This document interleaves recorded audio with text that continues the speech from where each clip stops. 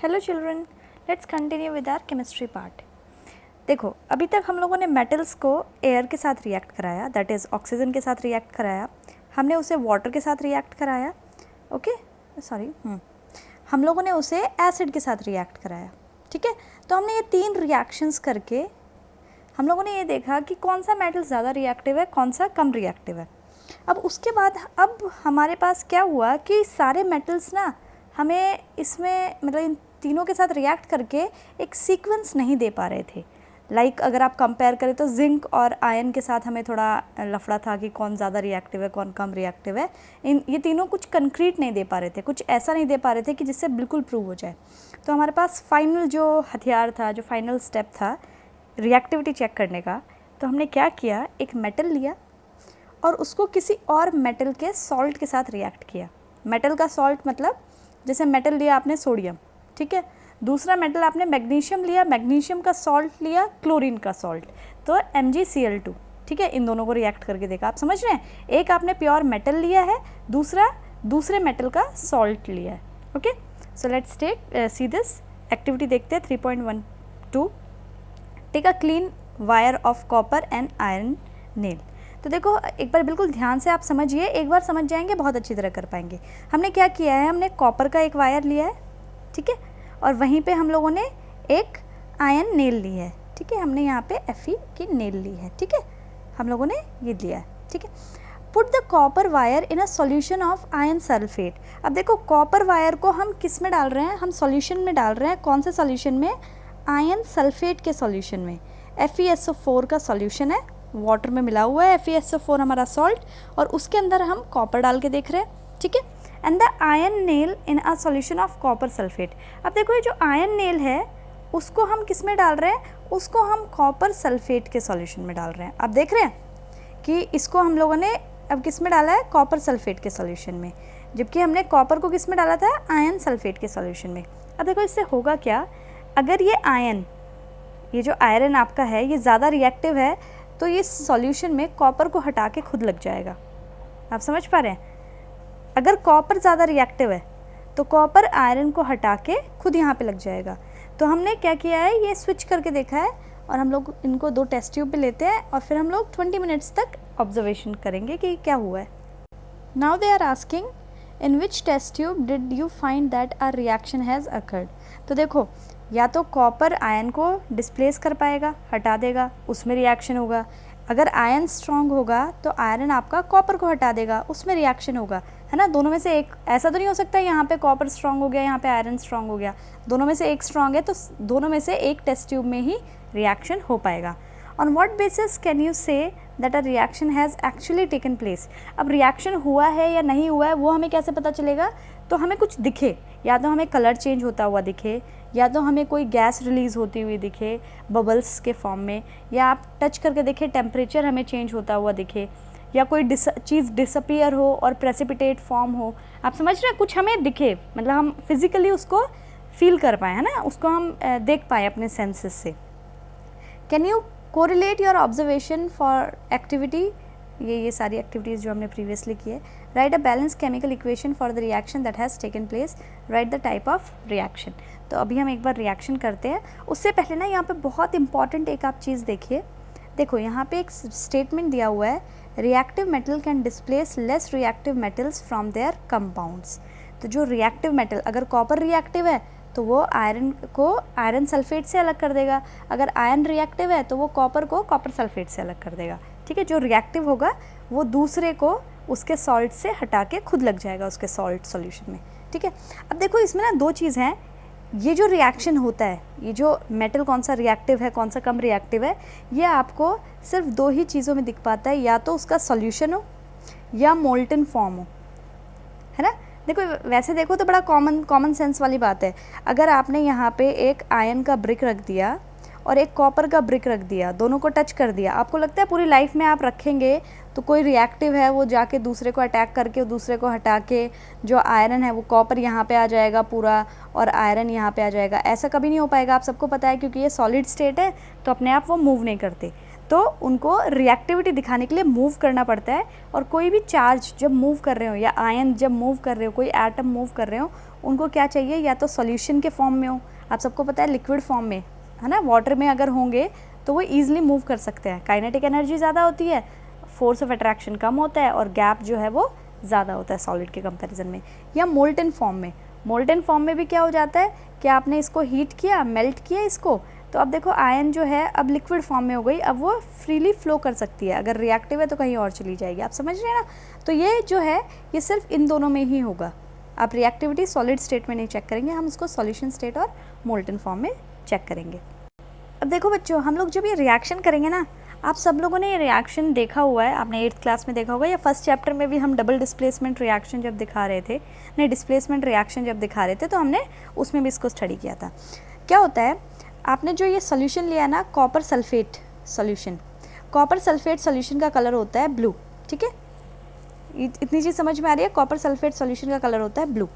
आपने उसको अंदर आयरन नेल रखी, 20 मिनट्स बाद आप देखेंगे इसका जो कलर है वो येलोइश ग्रीन हो जाता है, कहीं पे इसको ये भी बोलते हैं कि कलर फेड हो गया, ठीक है, फेड हो गया मतलब कलर ज़्यादा था अब कम हो गया, है ना, आप समझ पा रहे हैं, कुछ ऑब्जर्वेबल चेंज आपने देखा।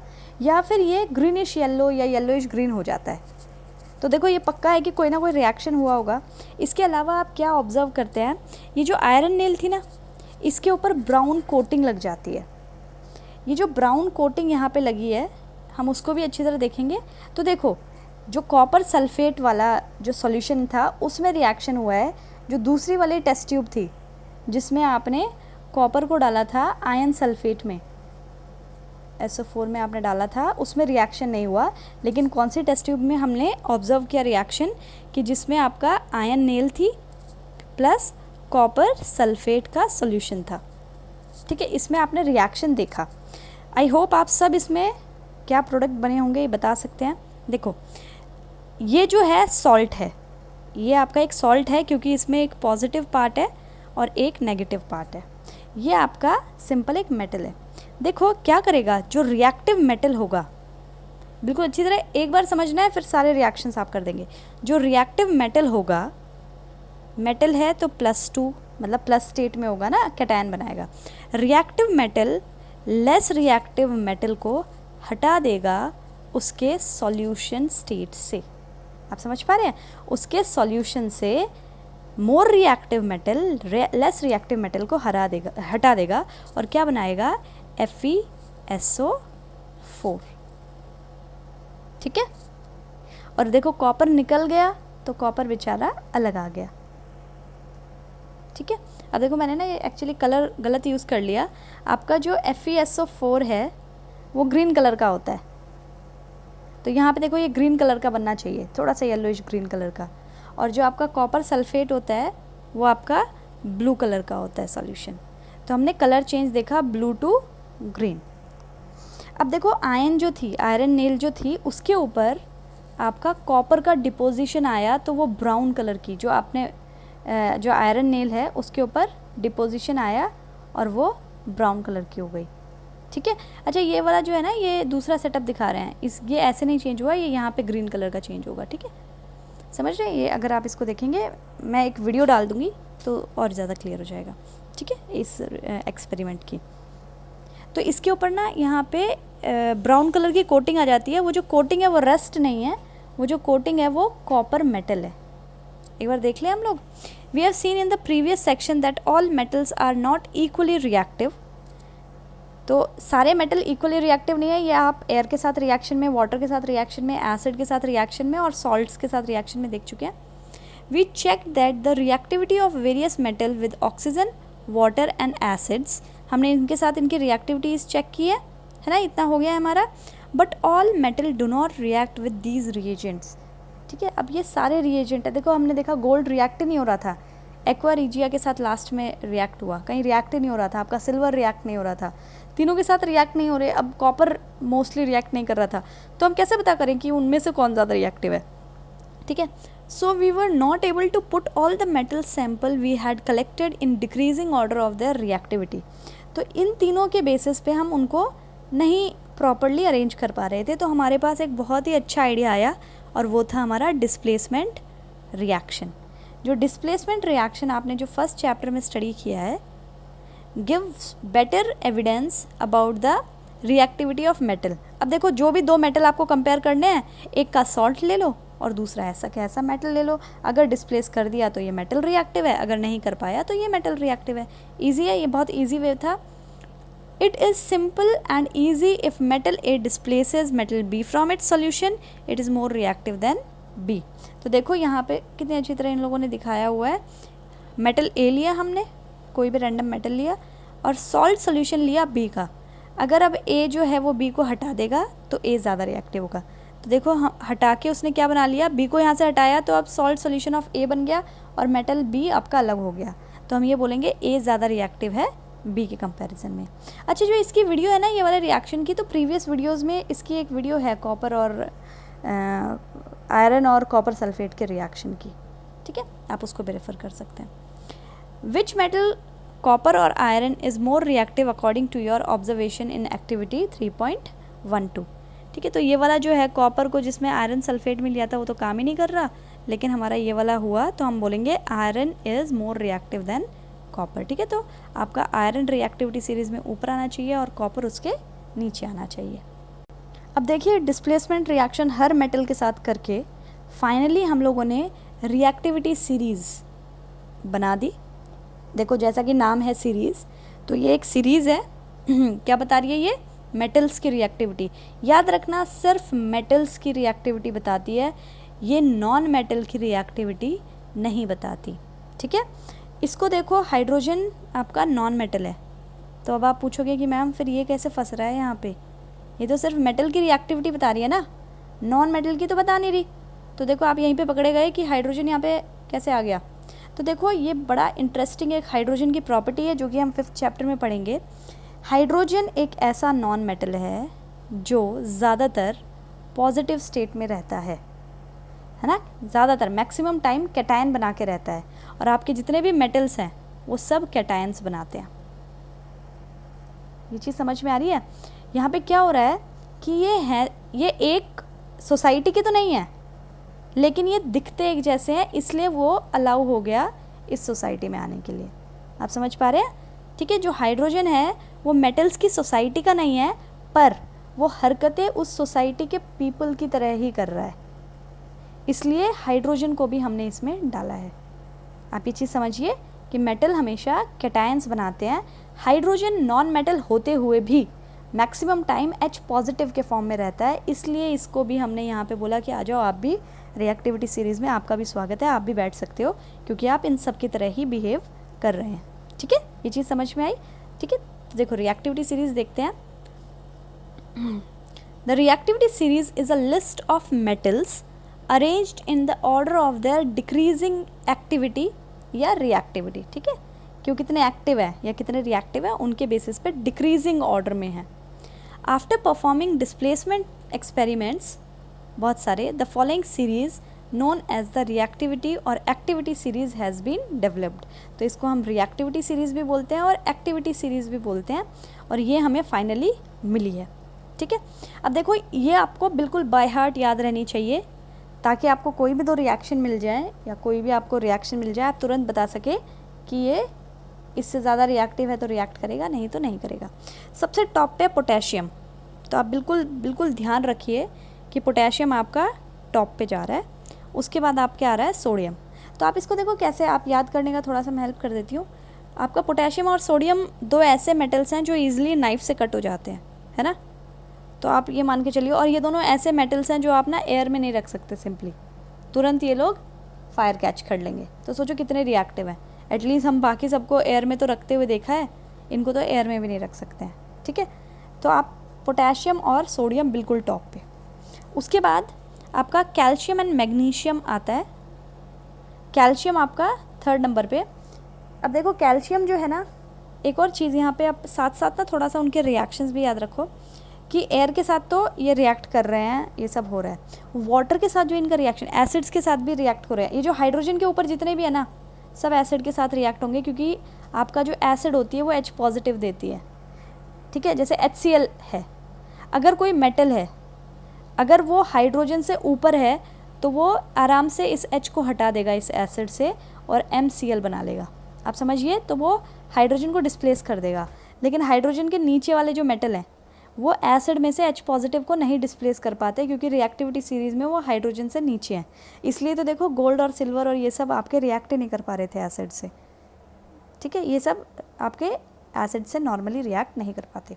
तो देखो अब समझिए, सबसे पहले कोल्ड वाटर से ये तीनों रिएक्ट करते हैं। कोल्ड वाटर, देखो आप देखो बच्चों का पढ़ने का क्या होता है, एक बच्चा है जो चुपचाप बिना कहे, बिना किसी के प्रेशर में आके वो पढ़ सकता है, ठीक है, एक ऐसे टाइप के बच्चे हैं। एक बच्चा है जिसको थोड़ा सा पुश करना पड़ता है, टीचर उसको थोड़ा मोटिवेट कर रही है, पेरेंट्स मोटिवेट कर रहे हैं, तो वो बच्चा पढ़ रहा है, ठीक है। तीसरा टाइप का बच्चा है जो पिटाई खा के पढ़ता है, ठीक है। अब अगर आप फर्स्ट टाइप के बच्चे को पढ़ाना चाहते हो तो आप उसको डायरेक्ट पिटाई थोड़ी कर दोगे, क्योंकि वो खुद पढ़ रहा है, तो भाई कोई आपको एफर्ट्स करने की ज़रूरत नहीं। तो देखो ऐसे ही ना वाटर में हमारी क्या सीक्वेंस है, कोल्ड वाटर, कि कुछ तो ऐसे मेटल है चुपचाप कोल्ड वाटर के साथ ही रिएक्ट कर रहे हैं, हमें कोई गर्म वरम करके ज़्यादा टेम्परेचर देके ज़्यादा रिएक्टिव होने की ज़रूरत नहीं है, ठीक है। इसके बाद अगर इससे भी काम ना चले, इससे रिएक्ट नहीं कर रहा, तो हम हॉट वाटर पे जाएंगे कि देखो भाई हॉट वाटर से क्या पता रिएक्ट कर जाए। अगर इससे भी नहीं कर रहा है तो हम स्टीम पे जाते हैं, ठीक है। इसको मान के चलो कि ये तो प्यार से बच्चा खुद ही पढ़ रहा है, ये मोटिवेट करना पड़ रहा है, और ये पिटाई है, ठीक है। आप समझ पा रहे हैं इसको? तो देखो ये तीन मेटल ऐसे हैं जो कोल्ड वाटर से ही रिएक्ट कर जाते हैं। तो ये तीनों, बाकी में कोई भी कोल्ड वाटर से रिएक्ट नहीं करता, तो ये ज़्यादा रिएक्टिव है, मोस्ट रिएक्टिव, ये तीनों ऊपर आते हैं। आप याद कैसे भी करें, बट थोड़ा एक आइडिया रखो अपने दिमाग में ना। मैग्नीशियम जो है यहाँ पे, इनको भाई हॉट वाटर चाहिए रिएक्ट करने के लिए, कोल्ड वाटर के साथ रिएक्ट नहीं करते हैं, हॉट वाटर चाहिए रिएक्ट करने के लिए, ठीक है। वहीं पे ही आप देखो मैग्नीशियम से लेस रिएक्टिव है एल्यूमिनियम, फिर उसके बाद जिंक आता है, फिर आयरन आता है, फिर आपका लेड आता है, और फिर आपका हाइड्रोजन की पोजीशन है।